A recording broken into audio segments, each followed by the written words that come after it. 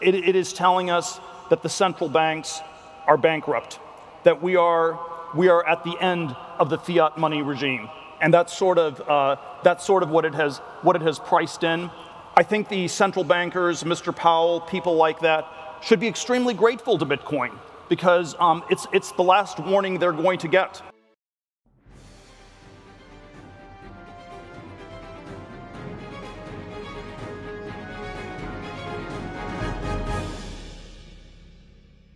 What is this? I mean, it's probably not very good as toilet paper. It's not good as wallpaper. It's sort of this crappy fiat money. It's a very mysterious thing. What is money? Is it a network effect? Would the gentleman in the front row like to have the money? Just somebody come up and get it.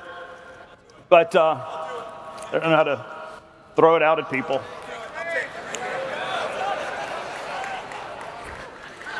I thought you guys were supposed to be Bitcoin maximalists, you know? And so this is like, it's like kind of crazy that this stuff still works, you know? But you know, when we were starting PayPal, we knew nothing about money, about banking, about payments, about any of this stuff. It was sort of all thought of from first principles. We probably got a lot very wrong. I'll mention the two slides that describe what we thought we were doing. This is the PayPal February 1999 seed round pitch. We were going to replace, we said the US Treasury, we actually meant the central bank. We didn't know the difference between the two. But it was going to be sort of a closed loop system, a new form of money, new network effect, electronic 21st century version of money. PayPal business model looked like a funnel where the money went in and out fast. And it was a payment system. And I wanted to just start that those two pictures, a closed network versus a funnel, are two very different pictures. You know, in some ways this was a more practical business, but it was a decline. It was much less ambitious. Money goes in and out super fast. And I think one of the ways to think about all of these different things, this is not a perspective I had at the time, but if you think about these different forms that money can take, you can have forms of money that are high velocity, where it moves super fast, but then you don't actually need that much in the form that it has. It's just like maybe an accounting device or something like that.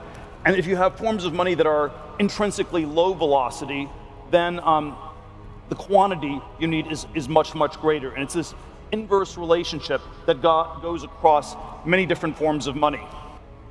And so the PayPal 1999 was a closed loop where you'd have this enormous store of value that gets built up. The PayPal 2002 was sort of a high velocity loop. You know, and this is of course also analogous to something like gold bullion is store of value, low velocity money. It moves once, every few decades in a central bank vault. Visa, super high velocity, moves trillions of dollars a year, but Visa itself doesn't need to have very much money on its own. Physical cash it's sort of the one very weird form of money that's actually sort of intermediate velocity and intermediate value. It's not really great at either.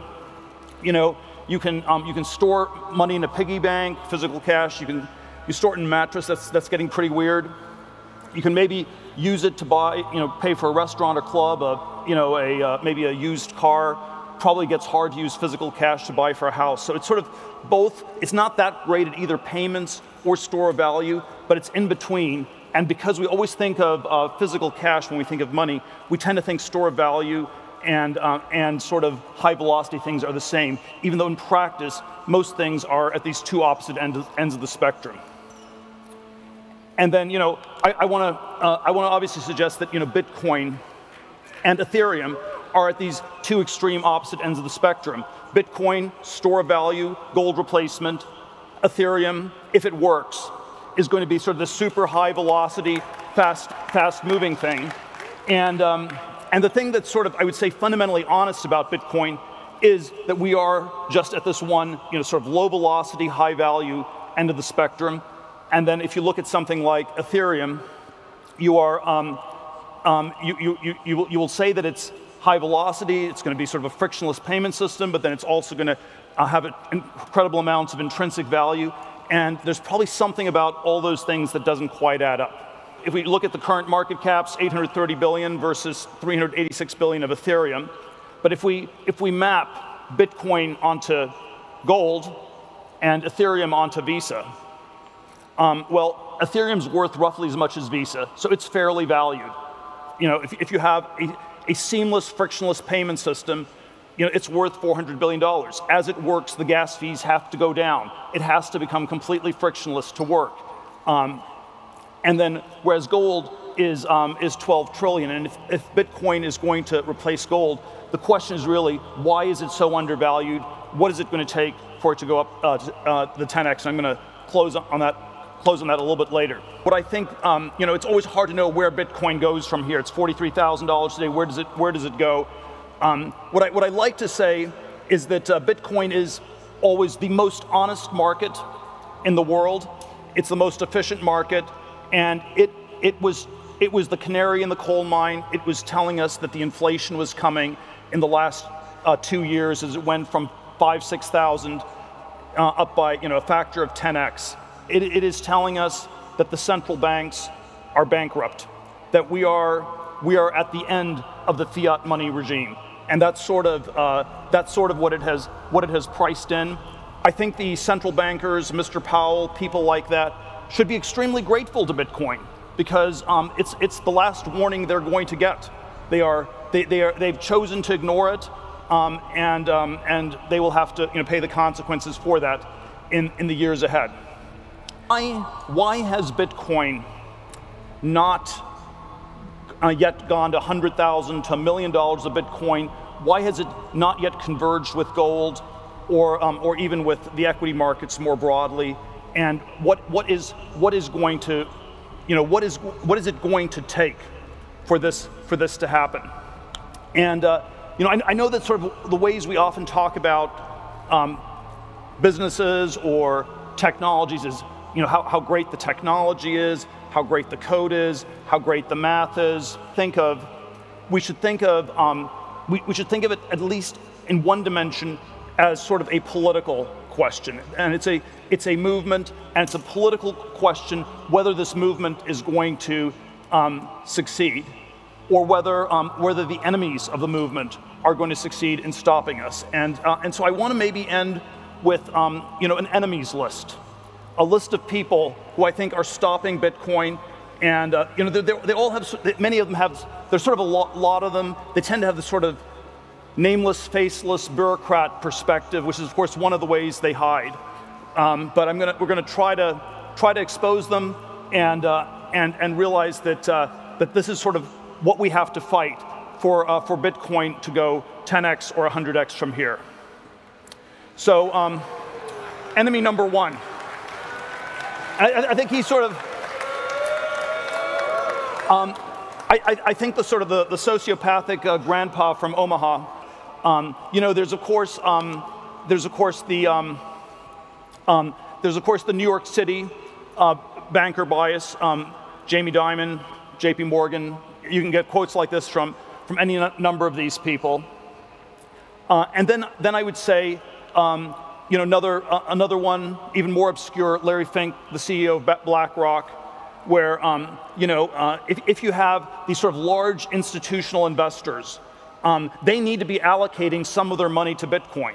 When they manage state pension funds in the U.S. or they get trillions of dollars in assets, when they choose not to allocate to Bitcoin, that is a deeply political choice, and we need to be pushing back on them. We need to say, you know, you have to get on board on this. And the Larry Fink quote is sort of representative, I think, of a whole genre of anti-Bitcoin things where, you know, and you have to always put it in some context, but pro-blockchain is an anti-Bitcoin term, very typically. So it's like, I love the blockchain, but, you know, not so sure about this Bitcoin, don't need Bitcoin, we can move on to the blockchain, move along, this is not, you know, not the currency you're looking for. Perhaps the real enemy is ESG. And which, you know, you know, it's always sort of unclear what it means. You know, you might think of it as not charitable for me to sort of name some enemies here, but I think that ESG is just a hate factory. It's a factory for naming enemies, and we should not be allowing them to do that. Or that, you know, of course, you can sort of always ask the question, you know, what's the difference between ESG and CCP, the Chinese Communist Party? You know, they are into social and governance. You know, environmental is sort of fake. It's probably also fake in a lot of these cases. But I always think when you think ESG, you should be thinking CCP. And it's been a surprise. You know, ESG has been surprisingly inclusive. You know, basically, as far as I can tell, the only things that are sort of not liked are, you know, some of the carbon industries, and then Bitcoin. And it's because most of the other companies, you know, they are subject to political control, especially when your companies go public. You know, I always advise CEOs when they take their companies public. You know, there's some good things. You get liquidity. You can, you know, the early investors can cash out. You can get some credibility. But it's basically taking a company public. It's a de facto government takeover where some people who are effectively government bureaucrats became more empowered. It's the CFO, the general counsel, the accountants, the lawyers, the you know, the HR people. All these sort of extensions of the state are given more power, and we have to think of ESG as sort of this vast umbrella thing, and we're, you know, sort of one of the great features of Bitcoin, and it's always a question whether it's a bug or a feature, but I would submit that in the sort of more heavy-handed statist world, it is far more of a feature than a bug, is that Bitcoin is not a company. It does not have a board. We do not know who Satoshi is. And if we had to summarize this in one frame, it is the finance gerontocracy that runs the country through whatever silly virtue signaling / hate factory term like ESG they have, versus what I would call, you know, what we have to think of as a revolutionary youth movement, and we have to just go out from this conference and take over the world.